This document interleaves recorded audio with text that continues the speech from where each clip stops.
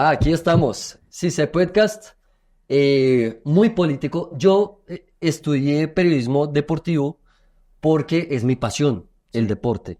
Pero siempre me encantó la política, ¿no? Ajá. Las relaciones internacionales. Y seguramente mi camino podría haber ido por ahí.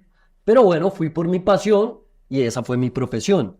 Pero me encanta hoy lo que va a hacer Si se podcast y la persona que tenemos en esta mesa, porque al final en las manos de ella y de muchos compañeros de ella está nuestro camino, está nuestra vida, Sí, ¿no? Que son los políticos y la gente que maneja este país. exactamente. Y que nos puede ir bien o O nos puede ir mal, clarísimo. bueno, y bienvenida Paloma Valencia. Muchísimas gracias. Yo estoy acá un poco nervioso, pero No puedo mucho, creer. es un placer tenerte en ese podcast. Y bienvenida. Yo sé que la presentación es algo que no necesita porque tenemos una de las personalidades políticas más importantes de este país. Y yo digo de Sudamérica, de ahora para el futuro. Entonces quisiera ya preguntarle a Paloma, ¿estás lista para ser presidente? Yo creo que estoy lista. Vengo formándome para eso, es mi pasión. Y yo sí creo que uno a través de la política puede cambiarle la vida a mucha gente. Pero esto no es de solamente tener buenas ideas, es de haber entendido cómo funciona el país, cuáles son las cosas que hay. Porque lo que uno sí concluye después de este periplo largo en este ejercicio es que sacar las cosas adelante es lo más difícil y que uno tiene que saber qué es lo que hay para poder hacer ajustes que te permitan que realmente haya resultados. Paloma, ¿y crees que Colombia está lista para tener una presidenta mujer? Pues estamos más listos que hace 4 años y más listos que hace 8 y más listos que hace 12. Yo no sé, yo sí creo que estamos ya listos para elegir una mujer y estamos listos para entender el rol de las mujeres en la política de una manera más completa, más abarcante, porque antes uno llegaba a los sitios y la gente decía, ay, usted es súper chévere, súper inteligente, lástima que sea mujer, ¿no? Hoy en cambio la gente dice, chévere que además seas mujer. Exactamente. Y uno, Joaco, yo, por ejemplo, tú de Brasil, que también vivió una situación política muy pues, compleja, de polos, yo creo que Colombia acaba de pasar por una etapa que es, listo, la izquierda llegó, dieron la oportunidad. Creo que la próxima oportunidad es que sea una mujer. O sea, es lo que falta para este país, ¿no? ¿No, Paloma? Está bien, pero más que sea mujer o no, mujeres que ya están probando en la política que están capacitadas para hacerlo. Entonces, claro que sí. ¿Por qué no una mujer? Así como el próximo presidente puede ser otro hombre. Pero si tú quieres ser la primera presidenta, pues digamos que pues Petro querrá un sucesor también, O sucesora. que es allá donde voy yo. Entonces, pues Petro va a luchar por seguir, ¿no? Obvio. En el gobierno y tiene a Francia Márquez, pero tiene a Verónica Alcócer, ¿no? La primera dama y la vicepresidenta. Así es. Si tú, no escoger, pero ¿cuál de las dos está más capacitada para pelear esa presidencia contra Paloma Valencia? Yo lo primero que decía es que yo pienso, Joaquín, que tú tienes toda la razón. Yo no creo que la gente deba ser presidente porque es mujer. Porque Colombia no necesita una presidente mujer. Lo que necesita es un buen presidente. Que sea mujer o hombre me parece que es totalmente secundario en un sentido. ¿Qué de bueno tiene que haya una mujer presidente? Que yo creo que cuando tú piensas en la historia de un país, 200 años, y no ha habido una sola mujer presidente, ahí sí hay una cosa que es importante. Yo no digo que las mujeres seamos mejores que los hombres, de ninguna manera. Somos iguales, pero no tenemos los mismos derechos. O sea, piensa una niña colombiana cuando mira hacia adelante y dice, ¿y cuáles han sido los presidentes colombianos? Y ve solo hombres, pues pucha, sí hay una limitación. Entonces yo creo que ahí hay una cosa que es interesante. Entre Verónica Alcocer y Francia Márquez, yo prefiero a Francia Márquez. Sin conocer mucho a Verónica Alcocer, y tal vez precisamente por eso, porque yo creo que Francia Márquez sí tiene una historia de liderazgo, sí tiene unas batallas que ha dado. Yo sí creo que es muy meritorio que una mujer como ella sea vicepresidenta de Colombia. Algunos dicen, es que no tiene los estudios. Sí, pero es que el cargo de vicepresidente no es el cargo de presidente. El cargo de vicepresidente es un cargo que implica que uno sea un símbolo de la nación, que creo que en muchos sentidos ella desperdició. Ella podría haber sido un símbolo de muchas cosas posibles para Colombia. ¿Qué cargo tendría Uribe si tú fueras la presidenta? Mi consejero número uno, sin lugar a dudas. O sea, yo confío en él y entre otras cosas, creo que en Colombia la gente no se ha dado cuenta que tal vez Álvaro Uribe es la persona que más sabe de todos los problemas de este país, que más entiende, que más ha trabajado en los diseños de las instituciones, de los sistemas para solucionar los problemas. A mí me parece que la izquierda tiene un sueño muy romántico, que es creer que porque uno escribe en un papel, las cosas pasan. Uno puede escribir en el papel un paraíso, pero lograr que algo de lo que uno escriba pasa necesita políticas públicas que son difíciles de diseñar, que son difíciles de implementar, y yo creo que el presidente Uribe, como ningún colombiano, es un experto en casi todos los temas del país. Tiene una experiencia increíble y uno no puede desaprovechar lo que las otras personas saben para hacer las cosas bien uno. Ok. Los hijos de Uribe no se meten tanto en política, ¿no? No se han metido tanto, no están tan allá adentro, pero ¿en algún momento los ves ahí, más metidos, más adentro? No tengo ni idea. Yo soy un poco amiga de Jerónimo y un poco nos hemos visto muy poquito y lo mismo de Tomás, no tengo una relación cercana, mis relaciones con el presidente Uribe Ok. directamente. Escuchando a Paloma diciéndonos lo de Francia, me quedé imaginando los debates presidenciales, ¿no? Que hay en las teles. Y de una te puse ahí y al lado a Francia en mi imagen mental. ¿Y crees que el debate por dos mujeres o más, si hay más candidatas, sería diferente de todo lo que estamos últimamente acostumbrados a ver, que es un debate que, Dios mío, nos da pena, que uno se agrede al otro? ¿Crees que el tener a mujeres ahí, el diálogo sería más? Pues uno espera que sí, ¿no? O sea, un poco la pregunta, que yo creo que te estás haciendo es cómo ves la mujer que puede liderar Colombia, que es una pregunta pues muy difícil de contestar, porque en general lo que ha pasado cuando se elige una mujer es que se masculiniza mucho la mujer y entonces para uno poder figurar en la política le toca ser más bravo, más serio, más fuerte.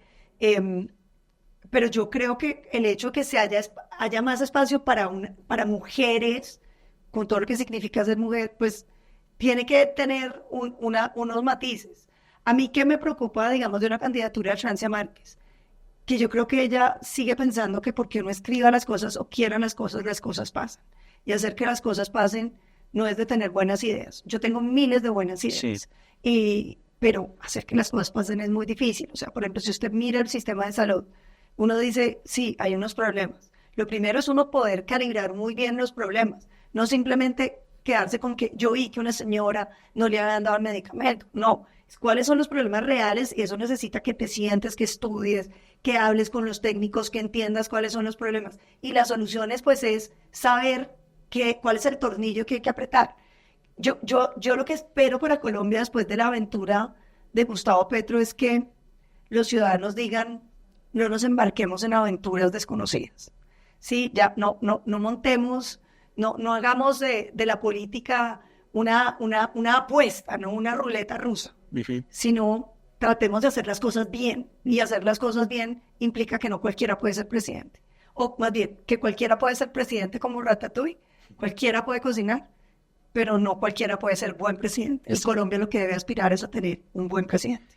Senadora, tengo una pregunta escuchándote. Tú vienes de familia de políticos, medio que ya uno cuando viene de esas familias está predestinado a seguir a la política. Joaco y yo, que no tenemos políticos en la familia, durante toda la vida, hasta en la universidad, uno dice, serías político, y uno siempre cuando no es político, dice, yo estoy seguro que si me meto a la política, me enfermo, me va a dar cáncer, Es brutal la vida política. ¿Te has enfermado alguna vez por estar en la...? Sí, claro. Es brutal y digamos que, mira, creo que los políticos mismos lo sienten así. Mi papá me contaba que mi abuelo, después de ser presidente, vinieron a buscarlo muchos copartidarios y le dijeron, presidente, queremos que vaya por la reelección. Usted tiene una enorme popularidad en el país y creemos que es el momento suyo. Yo les dijo, vea, si ustedes me vinieran a ofrecer no la candidatura, sino la banda presidencial, les diría gracias, pero no gracias. Y mi abuelo le dijo mucho a mi papá que no se metiera. Y mi papá me dijo mucho a mí que no me metiera. Pero yo creo que, pues es muy difícil que te digas que no te meten cuando todo el tiempo uno está metido en eso, ¿no? Es como, más bien salte. No es que no te metas, sino más bien salte. Y creo que eso es lo que es más difícil. Pero la política es brutal. O sea, es brutal porque primero es demasiado trabajo si lo vas a hacer bien. Claro, tú puedes ser un senador que no hace nada. Pero si tú quieres ser un senador serio, pues tienes que leer los proyectos. Y leer los proyectos es que tienes que saber, por ejemplo, yo soy ponente de un proyecto de cómo se traen los niños cuando un papá se los ha llevado ilegalmente. Pues te toca sentarte y estudiar, saber cuáles son los procedimientos que hay en el resto del mundo, hablar con las mamás, con los papás, entender cómo es el proceso, qué es lo que no está funcionando, qué puede... Eso es una cosa y ese es uno de los muchísimos proyectos que tienes que sacar. Después, la reforma pensional, te toca entender el sistema pensional, bueno, todo lo del estudio. Pero aparte de eso, tienes que ser comunicador. Entonces tienes que estar todo el tiempo comunicando lo que vas a hacer, tienes que estar en eso. Y a eso súmele que hay una mitad del país, en un país polarizado, que te da palo todo el día, ¿no? Entonces, y propios, ¿no? Que dicen, no, Paloma me parece muy tibia, Paloma me parece que no me parece lo que digo. O sea, todo el mundo siente que uno tiene que ser de un grado de perfección que pues Ay. es imposible. Entonces, pues uno al final le empieza a decir, bueno, no, yo soy yo lo que yo puedo, ¿no? Puedo dar lo mejor de mí y ya hasta donde se alcance. Y además de eso, ser mamá, ¿no? Además de eso, Y hasta Amapola, qué nombre tan lindo, de verdad, ¿no? Amapola, o sea, muchas gracias. porque además de eso, ser mamá, y ahí viene otra vez el empoderamiento femenino, ¿no? Porque sí, hijo de puta, además de ser político, de todo lo que acabas de decir, bueno, tengo a mi hija acá todo el día No, y tú, yo que he sido una mamá tan dedicada, o sea, usted claro, no tú se la imagina. tienes ahí. Yo solo tengo una, entonces yo me la echo entre la cartera y la cargo mucho. Pero ahora que ya está más grande y tiene colegio, pues ya no puede viajar tanto conmigo. Entonces el otro día me dice, mamá, realmente a mí me ha criado mi papá, ¿no? Uf. Y yo, no seas tan descarada, Amapola, o sea, ¿cómo me vas a decir eso? Y la lágrima aquí, la Sí, lágrima. yo no, yo ya, o sea, el corazón roto. Entonces, me dijo, no, mentira. Pero yo pensé, claro, yo estoy en ese límite donde, por ejemplo, eso fue justo después de campaña, donde llegaba los domingos por la mañana destruida. Claro. Ella quería hacer algo y yo pensaba, dame 2 horas, yo duermo 2 horas y hacemos algo. Y entonces, vámonos en bicicleta al Parque Simón Bolívar. Y yo pienso, mano, o sea, yo no tengo la energía en este instante. Yo no, sí, vamos, de una. Eso es tenaz, ¿no? Porque cuando ella me reclama y me dice, mamá, tú es que tú ya no has vuelto, ¿no? Y eso que son periodos pues cortos, que son las campañas muy intensas, que le implican a uno mucho sacrificio. Y la política tiene horario de hombre, ¿no? Sí. Empieza tarde y se acaba tarde. Entonces, yo me levanto todos los días a las 5 de la mañana con ella, así haya llegado a las 12, 1 de la mañana, puedo volverme a dormir un ratico, pero cuando ella llega a las 3 de la tarde, yo no estoy, y normalmente llego cuando ya se ha dormido. Entonces, compatibilizar esos tiempos es difícil y por eso es que me critican mucho de que yo la llevo a los sitios donde yo estoy. Y pues sí, yo creo que parte de lo que hay que entender, digamos que ahí sí me diferencio de la izquierda, que cree que uno necesita es alguien que le cuide el niño. Entonces usted puede ser mamá y que el Estado se lo cuide. Yo creo que no, todo lo contrario, lo que hay que dejar es que los espacios de las mamás en lo que hagamos tengan espacio para que su hijo pueda estar y compartir en muchos episodios. Escuchando a la senadora que acaba de decir que es increíble, tuvimos acá a Ernesto Samper y le pregunté, ¿tú te volverías a reelegir? Él dijo, Joao y Joaco, yo aceptaría, pero ir de una al cargo. O sea, No hacer la campaña. no hacer la campaña. Y ahora escuchándote, hablas de tu hija exactamente en el periodo de campaña. Pucha, la campaña es lo peor de la política, ¿cierto? Estar... La campaña tiene una cosa que es horrible, que es que tú no tienes más, eso es como uno meterse en un túnel de tiempo, ¿no? Uno va y es una cosa, y uno no puede el cansancio, pero tiene una adrenalina, ¿no?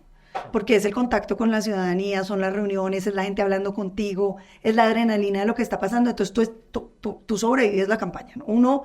Yo la primera campaña que hice dije, caray, yo pues no voy a aguantar esta campaña, yo no puedo, no, me voy a morir, porque uno se levanta y siente cansancio, que el cuerpo le tiembla, pero eso tiene una adrenalina y yo no sé cómo sobrevive. Pero yo no diría que es lo peor porque tiene la adrenalina y tiene la parte del contacto con la ciudadanía y por eso genera esa adrenalina que es loquísima y uno por eso sobrevive eso. Eh, pero tiene mucho, yo pensaba eso tiene mucho que ver como con, yo me imagino, la vida de la gente en los circos. No, tiene toda la sordidez de lo que pasa como behind the scene, o los artistas, los conciertos, las giras de conciertos, ¿no? O sea, si tú les dices, pues sí, debe ser lo más duro, pero tiene también la adrenalina brutal de tu público, ¿no? Que, pues que compensa, ¿no? Eso es una cosa, Bueno, tiene esos dos lados. estamos hablando de campañas políticas y digamos que ahí hay un tema pues abierto en Colombia, en la historia de Colombia, que es el tema de la plata sucia en las campañas políticas, ¿no? ¿Cómo, a ver, ustedes están metidos en ese túnel, ¿no? Una cuenta regresiva porque tienen una fecha donde ahí se acaba y tienen que ser elegidos y la gente tiene que estar con ustedes, pero me imagino que llegará mucha gente, bueno, la plata, ustedes tienen que conseguir mucha plata porque eso vale plata. Tenemos lo último, el tema del hijo del presidente, Nicolás Petro, el tema de la plata y tal. ¿Cómo ves eso? Porque estuvo acá Ernesto Samper y él dijo, hablando del mismo tema, que todas las campañas políticas en la historia del país han tenido algo sin que uno supiera, dijo él, uno puede no saber, pero la plata sucia está, ¿sí? La plata sucia hace parte y a veces uno no sabe. Yo no me atrevería a decir que todas las campañas del país, creo que no. Em, y yo entiendo cómo un candidato puede no saber, ¿sí? Porque eso es una adrenalina muy grande. em, pero también yo creo que hace parte primero, de un país donde hay tantas platas ilegales. O sea, si uno piensa en las cifras, por ejemplo, de que el narcotráfico está moviendo 65 billones de pesos al año, que equivalen al 4.5% del PIB, pues fue pucha, ¿no? Ahí está, y está circulando en sitios que tú no lo ves. Em, pero a mí me parece que la plata ilegal en general no llega ingenuamente. La plata ilegal no llega porque, sí, este cartel te quería apoyar. No, el cartel quiere algo. Entonces, en general, la plata ilegal no llega ingenuamente. La plata ilegal llega con un mensaje y llega con un compromiso del candidato. Sí, plata ilegal que se te cruzó porque es que hay un señor que es socio del mafia. Pues, esa no es un problema de plata, no.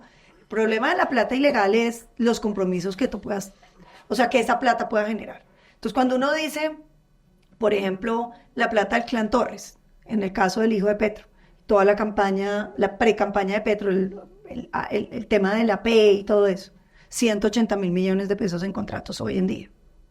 Eso es lo que es muy complicado.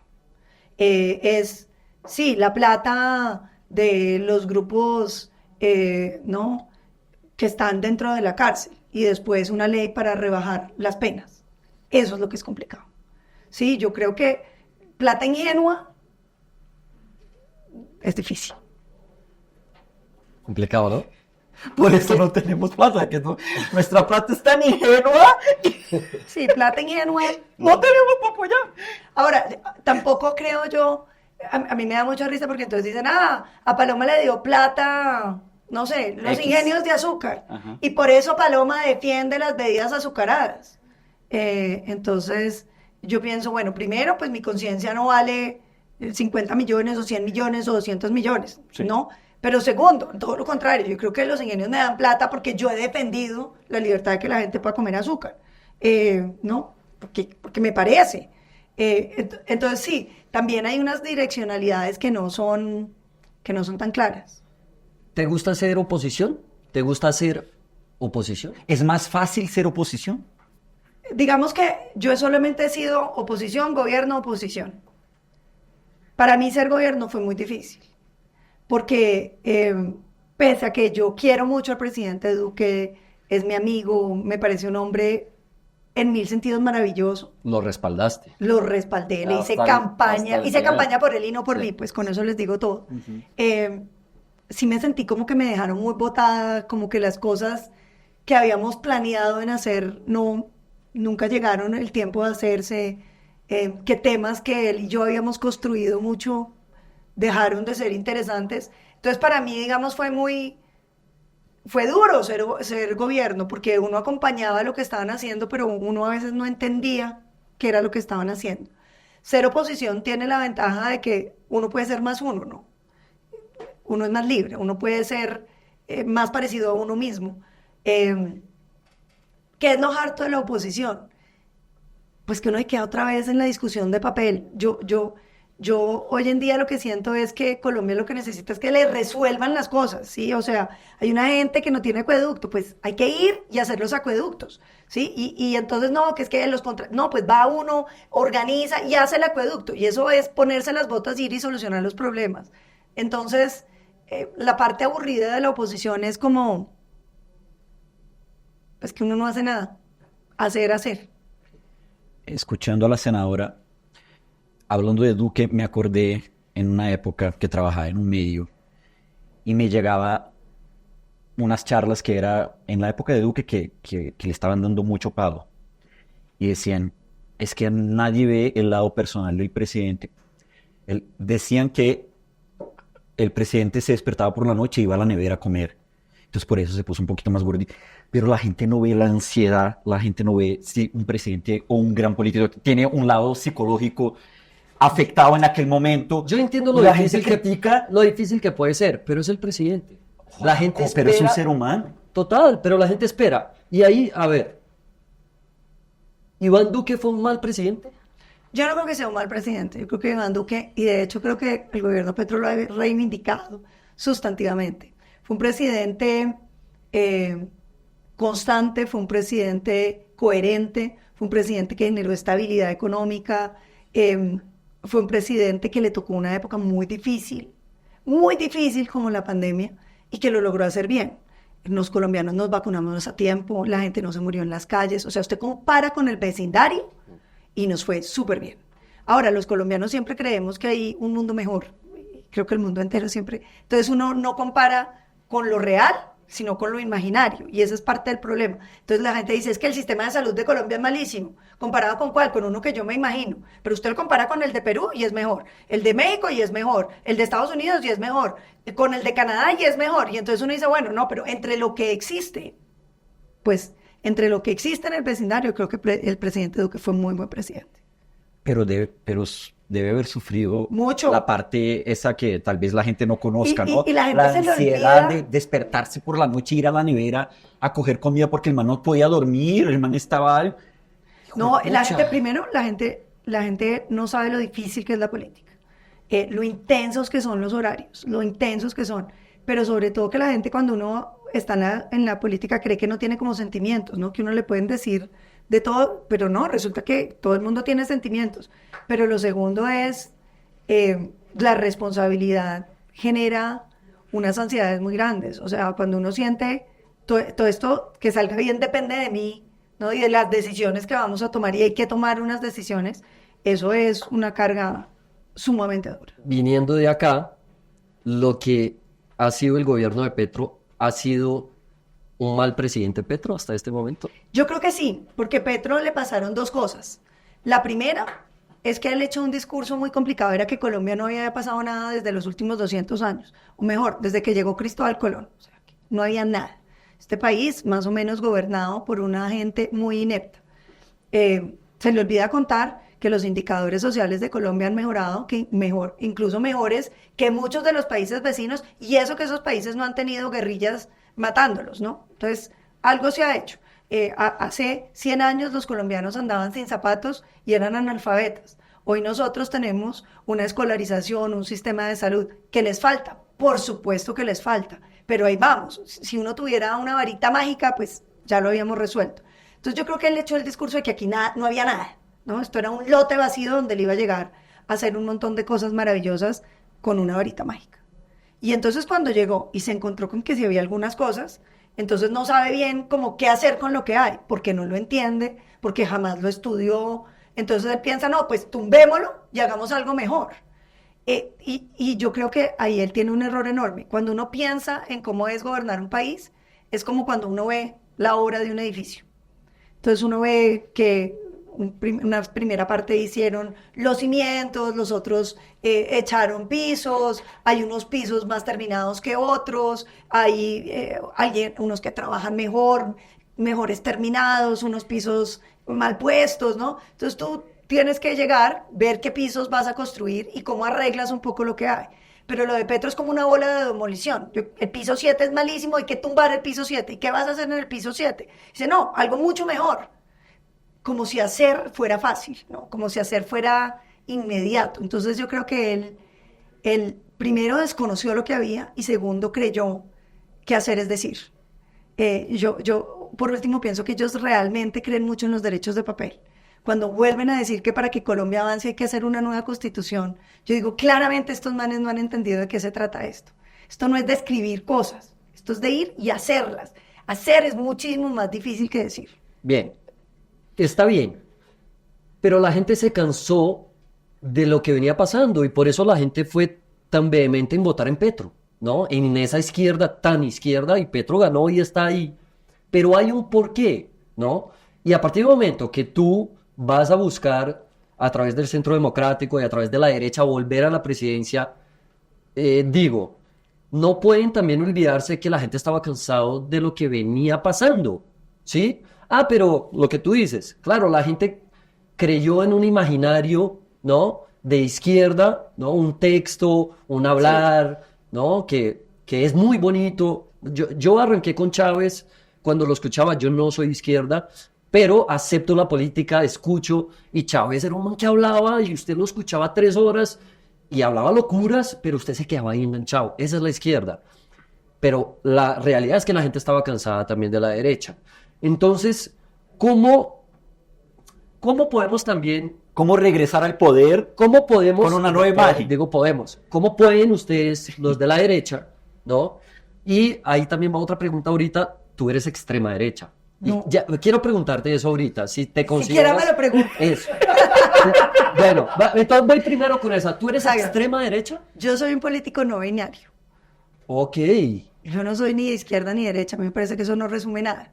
Me parece que hay unos problemas y hay unas soluciones posibles a esos problemas. Y si el país se dedicara a decir, bueno, sobre estos problemas, ¿usted qué propone y usted qué propone? Entonces nosotros avanzaríamos. Me parece que lo de izquierda y derecha es una manera de rotular, no irnos y eliminar el debate. Cuando el debate no es sobre cosas intangibles, ¿no? El debate no es sobre si usted quiere los derechos o que no, man, esto es un problema claro, que hay un problema en salud, hay un problema en educación, hay un problema en pensiones, hay un problema en vías, hay un problema en el agro. ¿Qué es lo que va a hacer sobre cada tema? Entonces, yo soy un político no binario. La gente le da mucha risa y sí, yo sí creo que eso es cansoncísimo y segundo, yo no soy de extrema en nada. Okay. Yo creo en las políticas sociales muy profundas, entonces dirá, mire, toda mamerta. Sí, pero también creo en la libertad económica muy profunda. Entonces, mire, tan derechosa. Yo creo en que el Estado tiene que garantizar la seguridad, tan derechosa. Bueno, depende de donde me coja, ¿no es cierto? Sí. Me encantan las políticas para los niños, tan mamerta. Entonces, pues no, yo creo que uno lo que tiene son un conjunto de problemas y un diagnóstico sobre los problemas y unas soluciones sobre los problemas. Y el día que el país empiece a hablar de eso, entonces va a entender cuáles son las diferencias entre los políticos, que la gran mayoría no han llegado a entender ni siquiera cuál es el problema que quieren resolver.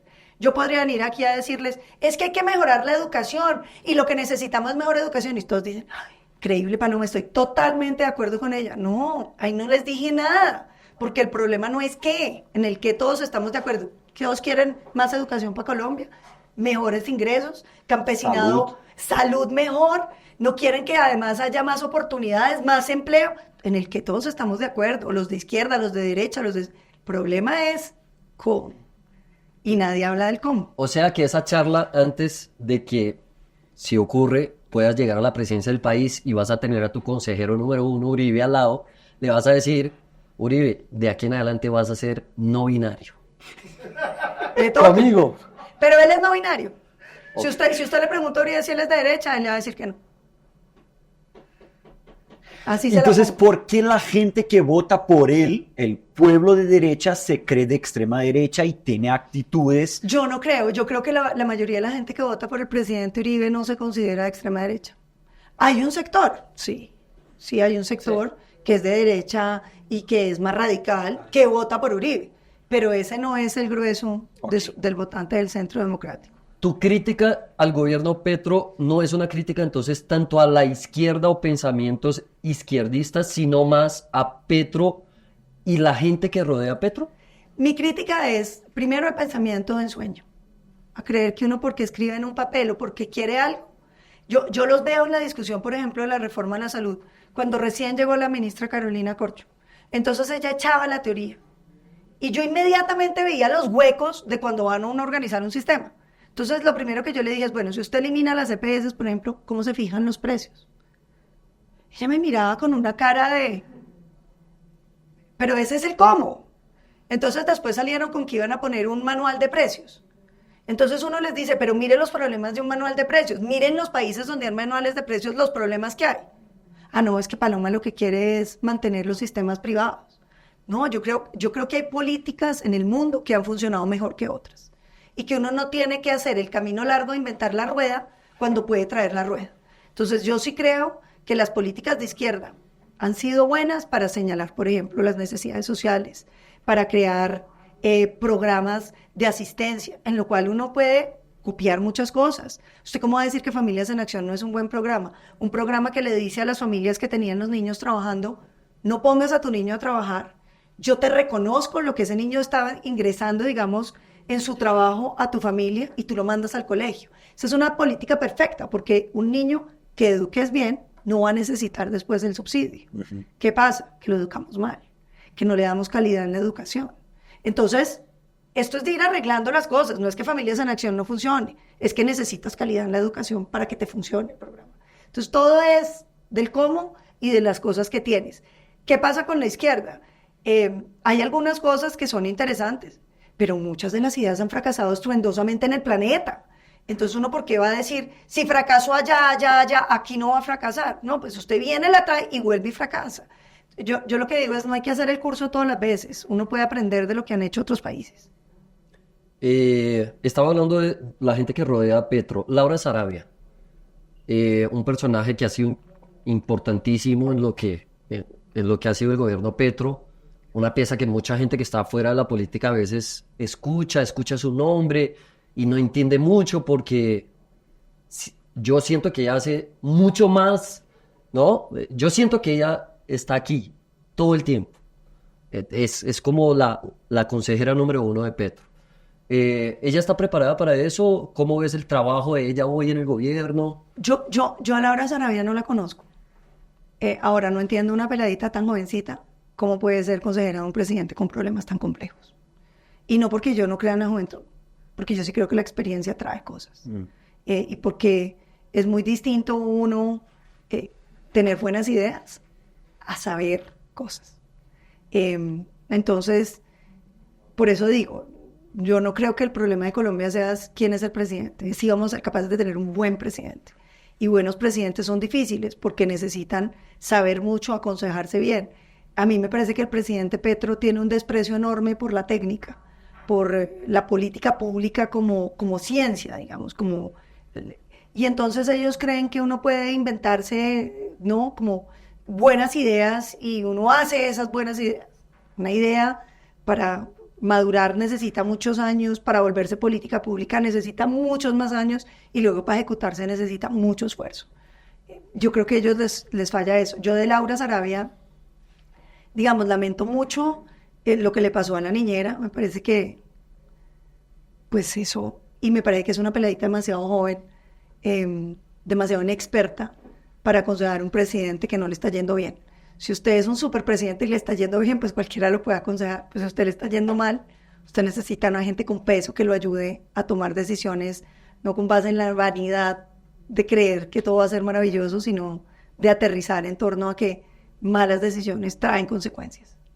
Paloma, tengo un punto acerca de un departamento de Colombia que yo veo que los políticos siempre tocan mucho en ese departamento, que vamos a ayudar, que vamos a hacer, y sigues una miseria más absurda que es La Guajira. ¿Qué me vas a decir el Chocó? Tiene la misma historia. El Claro, Chocó, te iba a decir claro. también el Chocó. Esos dos, hablemos de esos dos. ¿por qué siempre se habla tanto de esos dos departamentos que van a desarrollar, van para adelante, y siguen estando atrasados décadas comparados con los demás departamentos? ¿Qué pasa ahí? Y no son solo ¿Se esos roba dos. mucha plata con los programas que van a hacer allá? Se roban mucha plata. Hay muchas cosas. Lo primero es, se roban mucha plata. Y yo tengo una teoría sobre de dónde surgen las mafias de la corrupción, Joao, que es cuando no hay un sector privado suficientemente fuerte y la gente empieza a depender mucho del Estado, de las alcaldías, de las gobernaciones, tienden a volverse unas mafias tremendas. Porque como todo depende de lo que haga el gobernante local, pues todo el mundo tiene que estar detrás de los gobernantes locales. Porque la única posibilidad de un contrato, la única posibilidad de un cupo, de cualquier cosa, de un subsidio, todo depende de esos gobiernos. Y eso hace que esos gobiernos se vuelvan cada vez más perversos y cada vez más despóticos y tiránicos con la sociedad. Yo creo que en La Guajira tenemos varios problemas. El primero, un problema de falta de sector privado. Yo creo que en La Guajira uno debiera generarle unos incentivos económicos que lleven a algún tipo de empresa. Por ejemplo, uno en un desierto se le ocurre que una de las cosas que nosotros debiéramos tener era todos los pilotos de los carros automáticos de Tesla y cosas así, cosas que generen transferencias, o sea, no solamente enclaves de empleo, sino transferencias de tecnologías que puedan diseñar un futuro. Porque ¿qué es lo que le pasa a los departamentos colombianos? Que en general, pues son departamentos que no tienen una visión de para dónde van como región. Y entonces la gente que es muy educada y le va muy bien y que logra descollar, se va para una ciudad donde haya oportunidades. Entonces los departamentos pobres lo que les termina pasando es que todos los años los descreman, pierden toda la capacidad, digamos que para un departamento sacar a una persona súper inteligente, súper preparada, súper capaz, súper trabajadora, un súper empresario, y después que apenas esté yéndole bien, se vaya, pues vuelve y te sume. Entonces yo creo que hay que pensar en eso. La educación tiene que ser pertinente en ese sentido. Nosotros debiéramos tener formación que dé identidad en cada departamento. Es decir, si en La Guajira nos sentimos orgullosos de los guayú, nos sentimos orgullosos del desierto, nos sentimos orgullosos, no sé, de los flamencos, de la playa, tienes que empoderar a todos los niñitos para que haya un sentido de pertenencia. Y lo otro, creo que nosotros tenemos que descentralizar el Estado colombiano y no, como dicen, girando más plata, sino, por ejemplo, mandando ministerios y entidades a las diferentes regiones de Colombia, para que además del poder, digamos, local, uno tenga un poder nacional que genera oportunidades y que genera enclaves de conocimiento. Yo creo que lo que hay que pensar en Colombia es cada sitio independientemente. Y No es poner todos fácil. y poner más o menos a funcionar algunos al tiempo. Yo no creo en la economía centralmente planificada, pero sí creo en que el Estado tiene que planificar para dónde va a ir.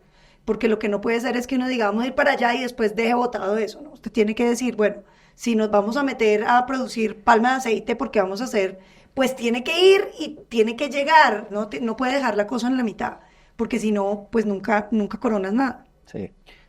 ¿Bailas? No mucho, pero sí, cuando toca. Sí, a ver, porque veo a Paloma, hemos hablado de política.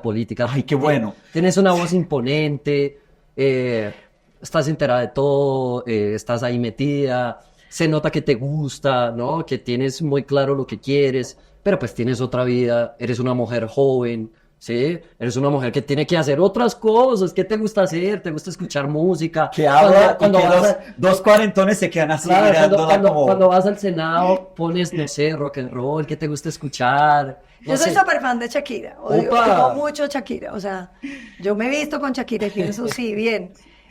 Pero no, a mí lo que más me gusta hacer, o sea, en los tiempos libres es estar con Amapola.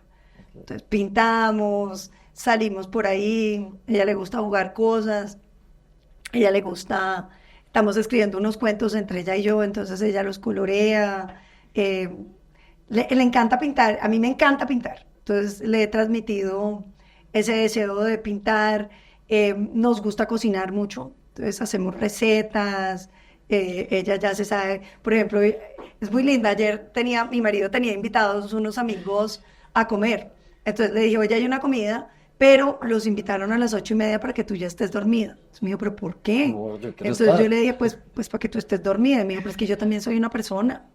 Entonces yo llamé a mi marido y le dije, hey, invita temprano. Y él me dijo, no, que se duerma. Y entonces ella lo llamó y le dijo, ¿no? Entonces ella pues baja, pone la mesa, escoge cosas. A ella le gusta mucho como esas cosas que compartimos. Entonces yo gasto mucho tiempo, en mi tiempo libre lo gasto en ella. Incluso me encanta leer, he dejado mucho de leer por estar pues con ella, porque yo creo que como mi prioridad es ella. El tiempo hoy, ella le gusta montar en bicicleta, entonces vamos a montar en bicicleta, le gusta ir al Parque Simón Bolívar, vamos al Parque Simón Bolívar, le gusta ir a la ciclovía. Entonces esas son las cosas que hacemos. Y el tiempo de los niños pasa así. Ay, sí, yo Ahí no es puedo donde creer uno- que tenga 7. ¿Cierto? La fui a sacar la tarjeta de identidad. Bueno, finalmente ya la sacamos. Le dije, Amapola, y pensar que la siguiente vuelta ante el Estado yo ya no te voy a acompañar. Entonces me dijo, ¿por qué no me vas a acompañar? Le dije, porque ya vas a tener 18. Claro, mayor de edad. Entonces, sí, se me partió el corazón. Ya le dije, eres como un niño adulto ya con esta tarjeta de identidad. ¡Qué horror! Me dio muy duro, mi bebé. Pero sí, yo ahorita mi tiempo lo gasto en ella. ¿Y qué hacemos, no? De todo, nos gusta salir a pasear, nos gusta ir al campo, nos gusta eh, los animales, como cosas así muy de campo. ¿Te da susto la seguridad de ella, tuya? Ser político a veces da esa angustia. Yo creo que yo tenía mucho miedo, ¿no? Porque son siempre personas que están ahí.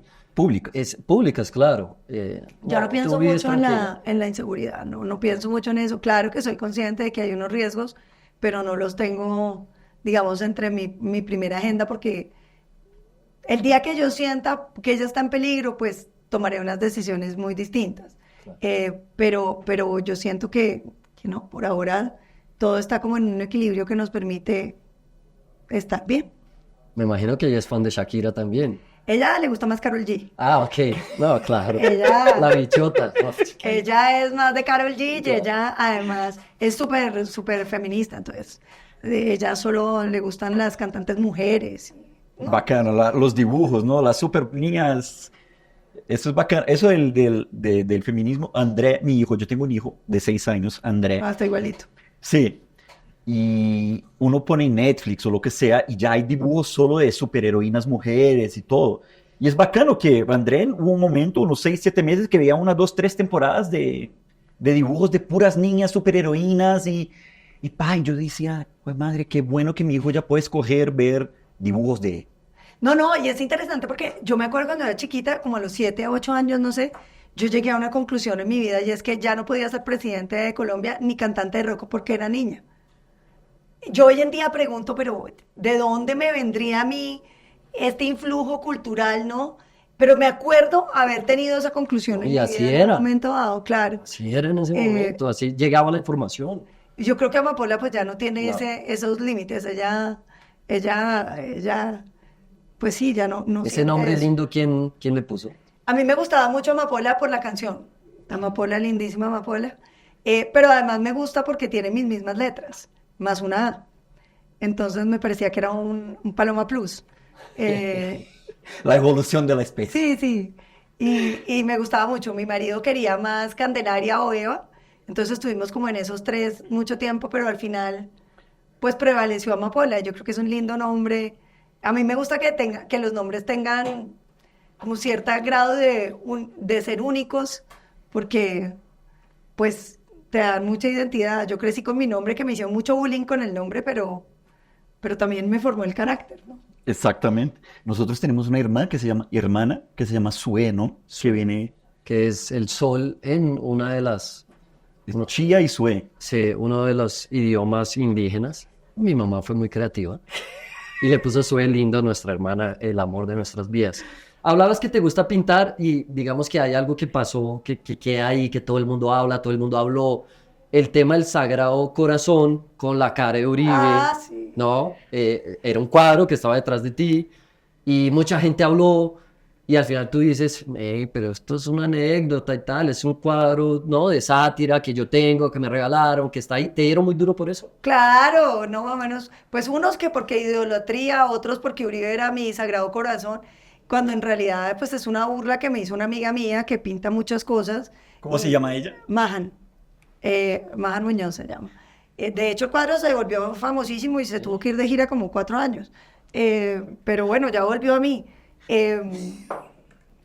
Y de hecho, hace parte de una serie que se llamaba Los Devotos, ahora se llama, ya no me acuerdo, le cambió el nombre por algo más, y era como la, la diosificación de los políticos en Colombia.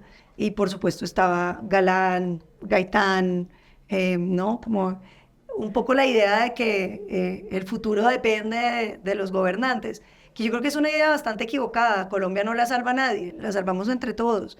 Los políticos ayudan a, digamos, a señalar una ruta, pero si un país no camina la ruta, pues ¿Tienes un ídolo político?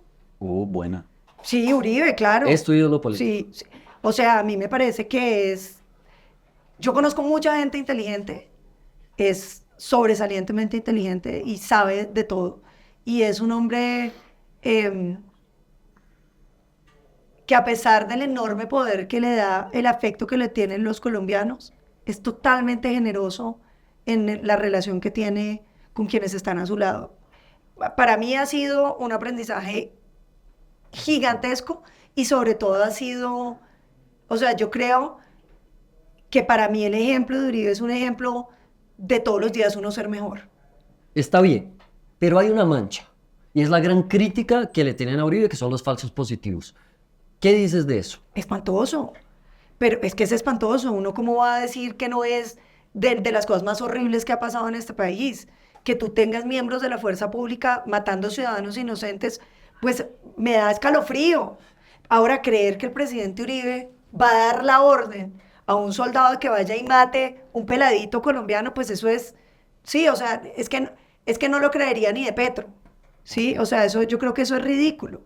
Ahora, creer que uno tiene responsabilidad de mando sobre los excesos de quienes están, pues eso es imposible. Ahora, que eso fue una política pública. Perdón, si nosotros teníamos un ejército de 500.000 hombres en armas, ¿tú te imaginas que la política pública hubiera sido, vayan y maten a cualquiera? ¿Cuántos muertos habría habido en este país? Es decir, eso no es verdad. Yo creo que es horrible, horrible, y que hay que rechazarlo. Y por mí que se hubieran podrido en la cárcel los que cometieron esos delitos. Fue la JEP la que los soltó, ¿no? También hay que decirlo. Pero decir que el presidente Uribe tiene responsabilidad en eso me parece que es no entender ni siquiera cómo funciona el Estado. Entonces Petro tiene responsabilidad en la tortura de Mavis ahí en el garaje de presidencia, ¿o no? Porque eso estaba todavía más cerquita. Ahí sí no. Está bien. Es tu posición. Puedo partir una parte internacional. Va. Putin acaba de tener su quinta reelección. Bueno, reelección. Reelección, Putin. Sí, Reelección. Partidos únicos. Sí. sí, Unas lindas democracias Manera. como la cubana. Sí. exactamente. Y Maduro va en busca de su cuarta, no sé. No, pues lo más grave es que acaba de poner preso del equipo de María Corina Eso te Machado, iba a decir. además de inhabilitarlo. Exactamente lo que te iba a decir. María Corina dice ayer, si Maduro es reelecto nuevamente, millones de venezolanos otra vez huirán. Pues pucha, más millones de venezolanos se... Yo sé que somos países hermanos, Brasil, Colombia, Venezuela. Entre lo que podamos apoyarnos, nos apoyaremos. Venezuela apoyó a Colombia mucho tiempo. Mucho. Ok, ¿este país está preparado para seguir recibiendo millones de personas? Yo creo que es una pregunta súper difícil, porque yo no creo que es que no esté preparado o no, es que le toca. O sea, ¿qué haces? ¿Cierras la frontera y dejas la gente muriéndose ahí? No hay nada que hacer. Es una frontera de 2.400 kilómetros, entre otras cosas, ni cerrándola. Entonces es más, por eso es que es tan importante que María Corina pueda correr en las elecciones. Porque el bienestar de Colombia pasa porque el vecindario también le esté bien. Y lo que sí le parece a uno increíble es como la soledad en la que está María Corina con relación a la comunidad internacional. Entonces, aquí tenemos un presidente que ni siquiera se refiere al tema, pero pues uno ve el tema del presidente Biden en los Estados Unidos y tampoco han dicho mayor cosa. Entonces es como, a mí me da como la sensación dramática de estar tan cerca de una salida y que el dictador cierre la puerta y nadie obliga a que la abra. ¿Qué piensas de que Sebastián Buenumen pueda llegar a ser ahorita? Se está hablando mucho de embajador de Chile, el que fue importante en toda la previa, en la elección de Petro, uno de los nombres más importantes, el tema ético, creo que todo el mundo sabe lo que pasó ahí, y ahora pues va para un puesto importante en Chile. A mí me parece que Guanumen pues mostró muy bien cómo era la campaña de Petro, que era juguemos a destruir a otra gente sin líneas éticas, ¿no? Eso, que correrla, sino que quítela. Pero sobre todo me parece que el problema no es ese, el problema es si tienen la capacidad de ser embajadores. ¿Para qué quieres tú un embajador? Un embajador tiene que ser una persona que represente los intereses nacionales, que sea capaz de cerrar negocios para el país. Una de las cosas que hizo que Corea del Sur le fuera tan bien en materia de los negocios internacionales es que entendió que hay diferencia entre un funcionario que tú mandas a una embajada y otro que tú mandas a la misma embajada. Tú lo que necesitas es gente que sea capaz de cerrar negocios para que tu economía pueda crecer. Y esa tiene que ser una prioridad en la manera como tú entiendas las relaciones diplomáticas. Diferente a un cónsul, que lo que tiene que atender son los connacionales. Pero un embajador debe ser un embajador de la política económica de un país. Hemos tenido políticos acá, pero a veces yo sentía que la charla era siempre lo mismo, ¿no? Hablar bonito y qué delicia personalmente. Y eso que, bueno, yo soy de centro y mi hermano es más izquierda. Mi hermano en más... Brasil, pero en Él es más Brasil, izquierda, en Brasil sí, no podía con Bolsonaro. Pero quiero decirte que qué delicia poder sentarme contigo, escucharte y que no seas una mujer, una política que habla bonito, sino que tiene una cantidad de contenido dentro de esa cabeza y que me hagas enamorarme de tus palabras y así decir, pues pucha, ves que yo podría votar por ella. O sea, no es que uno sea de izquierda o derecha, sino que... Puede ser no binario como yo. No, mira. Exactamente. Le encontraste. Por fin. Entonces solo quería decirte que por tiempo tenemos que terminar esta charla. Seguramente estaríamos 3 horas y sé que das para días hablando. Y quisiera agradecerte, Paloma Valencia, por haber venido al CICE Podcast. Y el CICE Podcast fue una creación pues, mía y de Joaco y mía, que es algo muy positivo para adelante, para un país, porque nosotros pues somos brasileños, pero amamos este país. Yo tengo un hijo que es colombiano, Joaquín tiene 2, Colombia nos ha dado todo.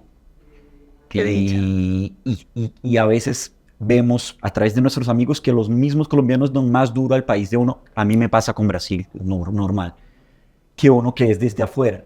Entonces, queremos pasar para la gente es, desde la senadora Paloma Valencia, ¿qué es lo que sí se puede para...?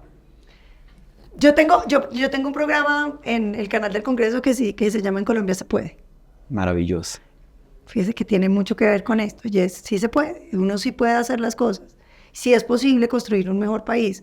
Lo que pasa es que esto no necesita salvadores, que a veces me parece que los colombianos están pensando como, wow, entonces no va a venir y todo va a solucionarse como con... No, salir adelante implica que todo un país tome una decisión de ir hacia un rumbo y recorrer eso. Entonces yo sí creo que los colombianos somos capaces de entender eso. Colombia tiene que superar la idea de que todos vamos en barcos distintos, ¿no? Como que la izquierda tiene un barco, el centro tiene otro barco y los de derecha van en otro barco y entonces pues uno puede como no torpedear el barco del otro. Es que todos vamos en el mismo, o sea, que hay que lograr entender que el Mapalé como fórmula de gobierno no funciona. Uno no puede dar 3 pasos para adelante y 3 para atrás. Uno tiene que dar 3 y tiene que tratar de dar otro y tiene que tratar de dar otro. Y si uno empieza a aprender a que en vez de destruir el contrato del metro que ya está, deje que termine ese y haga la otra ruta. O sea, falta tanto por hacer que yo no entiendo para qué nos gastamos el tiempo destruyendo lo poquito que hay. Construyamos sobre lo construido, pensemos en la obra inconclusa que es un país, una nación, y en qué le podemos ir aportando. Yo creo que eso es lo que se puede. Los colombianos tenemos que ser capaces de no terminar la obra, porque esa es una obra que no se va a terminar nunca. Esa es la historia del devenir, pero sí en que los pisos en los que estamos construyendo lo hagamos bien, los terminemos, podamos decir, vea, el 7 quedó listo y vamos a empezar la obra del 8, y sí, quedaron algunas cosas susceptibles de mejoras en el 7, pero vamos, avancemos. Yo creo que se puede avanzar.